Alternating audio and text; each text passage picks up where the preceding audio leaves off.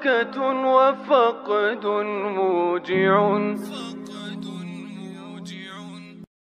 Ruwiya an Gus Miftah bi annahu dakhala alaihi kabibun fi yaumil id aw ma ba'dahu fa'atabahu rawahu al-YouTube. Tamu kula saking Lampung, Mbah Yai kula, kiai yang dari kecil merawat saya. Namanya Al Mukarram Kiai Haji Syuhudi Mubarak. Karena sudah lama nggak ketemu niki kiai saya ajak naik ke atas. Kula niki ono Habib sing biasa tindak nggen kula.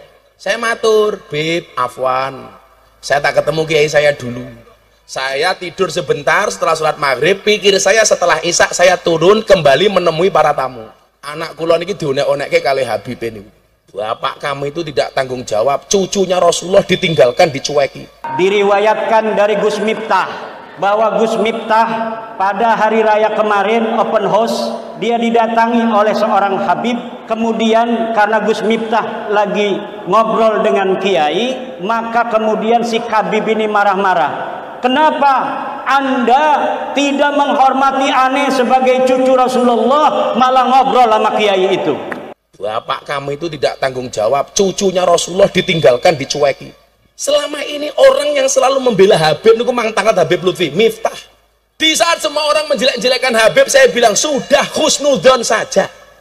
Gus Miftah itu, kenapa Habib itu berani marah-marah Gus Miftah? Jawabannya karena Gus Miftah dianggap masih husnudzon kepada Habib, bahwa Habib adalah keturunan Nabi. Di saat semua orang menjelek-jelekan Habib, saya bilang sudah husnudzon saja. Kenapa itu Baklawi Habib itu masih berani pada Gus Miftah, padahal dia bukan siapa-siapa. Si Habib ini penceramah bukan, ulama bukan, Gus Miftah penceramah. Jangankan hanya camat, Jokowi aja mau dengerin ceramah Gus Miftah. Tapi kenapa itu si Habib yang bukan siapa-siapa berani pada Gus Miftah? Karena dia tahu Gus Miftah masih percaya bahwa Habib itu keturunan Nabi. Sudah husnudzon saja. Saya bilang sudah husnudzon saja. Ujungnya tuh soal husnudzon. Semua ini husnudzon. Kita berhusnudzon saja. Sudah. Ini yang dipermainkan oleh mereka, orang-orang yang masih percaya bahwa mereka turunan Nabi. Siap-siap kalian akan ditindas terus oleh mereka. Umpama awake dhewe iki benci Bib Zaidan, alah kowe gagas, kowe iki mung Tony Boster Bib. Waton muni ndopo sing banter Bib. Kowe iki jelas ora duriyae Kanjeng Nabi Bib. Sesuk neng akhirat dinyatakan Bib Zaidan ki tenan duriyae Kanjeng Nabi. Awake dhewe ketemu Kanjeng Nabi, raimu mau kakek ngendi?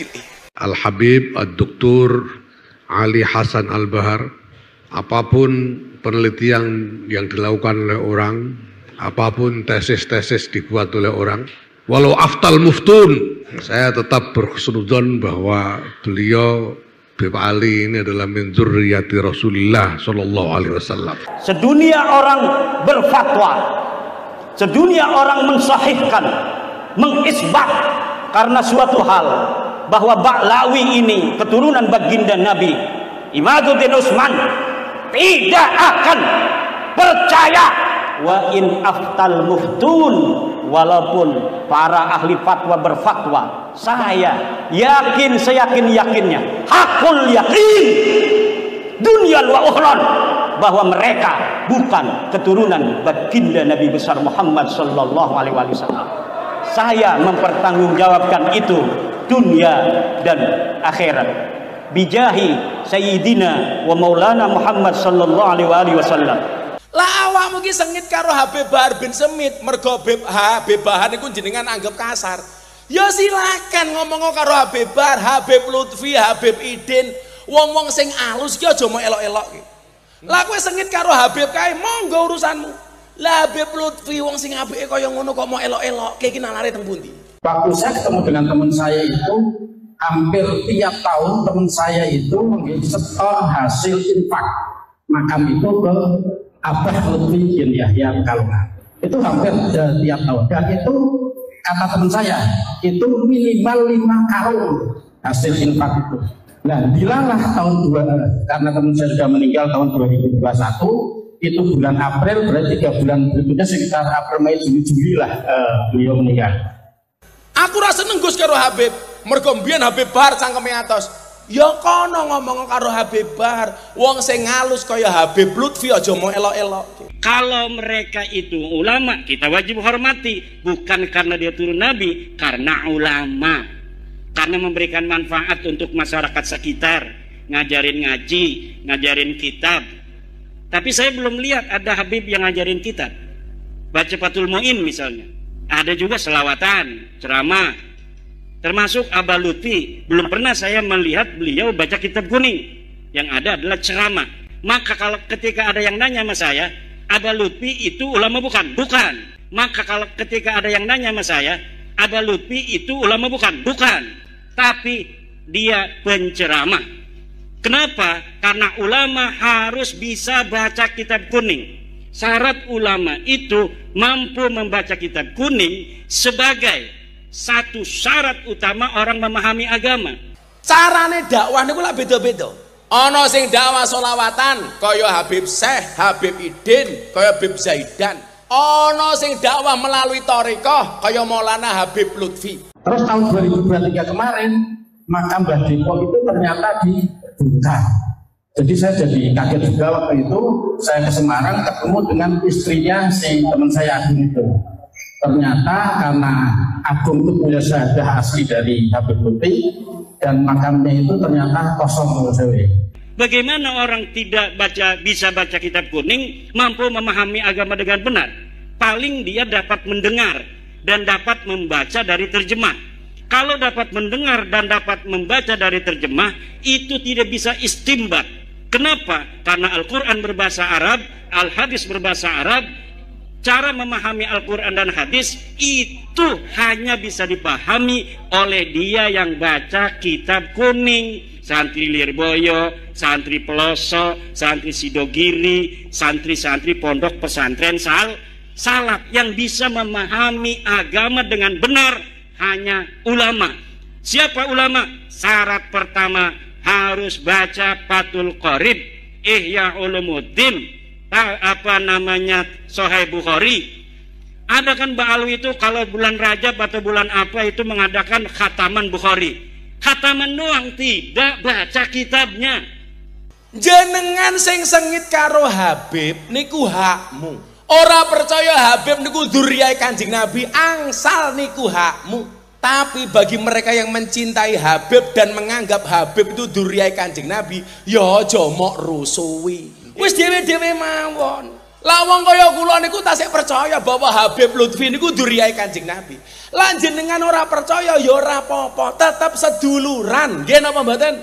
Kalau sekedar hasud pribadi niku jane entuk, Pak. Sing ora entuk niku napa? Wa min syarri hasidin idza hasad.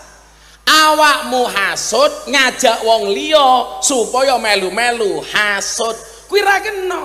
Nah, itu yang kita sekarang sedang melawan doktrin-doktrin itu. Melawan itu bukan marah. Kalau marah itu nggak ada arah. Kalau melawan itu artinya hal-hal yang buruk, ayo kita lawan agar mereka tidak buruk, mereka juga bisa bertaubat. Ayo kita sama-sama bangsa Indonesia seuyunan, semuanya pun bisa menjadi mulia. Siapa saja bisa menjadi ulama, siapa saja bisa menjadi wali, siapa saja bisa masuk surga. Tidak mesti dia harus jadi muhibbinnya Mbak Alwi, dia harus bisa masuk surga baru. Bagaimana cara menghabiskan para habaib? Tuding si A, NO ne ben benci karo si A, ben benci karo habaib. Habaib diobok-obok ben benci karo NO ne. Hati-hati kula ngomong. Jangan mudah terpengaruh oleh hawa. Mereka ternyata bukan keturunan Rasulullah Muhammad SAW, baik dari sisi antropologi, dari sisi historiografi yang ada pada abad ke-4, ke-5, ke-6, ke-7, ke-8, ke-9, dari sisi tes DNA. Keluarga Nabi tes DNA semuanya J1. Keluarga Nabi tes DNA keluarnya J1. Mereka tes DNA G, yang menunjukkan jangankan mereka sebagai keturunan Rasulullah Muhammad, orang Arab aja mereka bukan. Sekarang di Indonesia ribut. Malah ada usul tes DNA, bener nggak Habib? Kalau yang bener-bener Habib, kowe wani apa ngomong Habib Lutfi tes DNA, bacok cangkemmu kuwi kok cetha wong apik itu loh. Tapi lah saya ngaku-ngaku Habib, mungkin perlu Pak Bupati. Kenapa? Karena mencoreng nama baik Habib itu sendiri. Orang yang bisa ditipu adalah orang yang masih husnudzon kepada penipu. Orang yang masih bisa dibohongi adalah orang yang husnudzon kepada para pembohong. Orang yang bisa dizolimi hari ini adalah orang yang masih husnudzon kepada orang-orang yang zalim. Orang yang bisa ditindas hari ini adalah orang-orang yang masih husnudzon kepada para penindas. Ini banyak yang baik-baik akhirnya kena imbas. Saya bilang, kalau yang kamu musuhi tes DNA Habib Bahar itu urusanmu. Tapi kalau kamu minta sekelas Habib Lutfi suruh tes DNA, itu tidak lagi suul adab, tapi biadab. Habib Lutfi dicurigai dari mana? Loh, kalau soal itu saya bisa keras, Pak. Ini kebangetan ini sudah. Di YouTube ulama-ulama penceramah dari kalangan Ba'alwi 90% isinya cuma tentang keluarganya.